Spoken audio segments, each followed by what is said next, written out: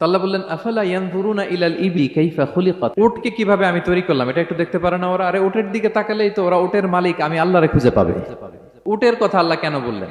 উট হচ্ছে এমন আজীব একটা প্রাণী যেটা প্রাণী বিজ্ঞানীদেরকে হয়রান করে দিয়েছে। আল্লাহু আকবার, আপনি অবাক হবেন উটের যে ফিচার আল্লাহ তাআলা দিয়েছেন।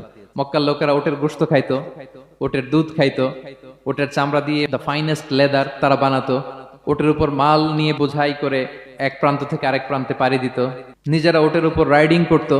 এবং উট হচ্ছে এমন প্রাণী যেটা একসাথে 1 মাস না খেয়ে বেঁচে থাকতে পারে। 1 মাস পানিও খাওয়া লাগবে না, খাবারও খাওয়া লাগবে না। প্রাপ্তবয়স্ক একটা উট একসাথে 200 লিটার পানি খেয়ে ফেলতে পারে। এবং উটের পেটের ভিতরে একটা স্পেশাল ওয়াটার চেম্বার আছে, ওই চেম্বারে রেখে দেয়, যখন লাগবে ওইখান থেকে নিয়ে নিয়ে বেঁচে থাকে।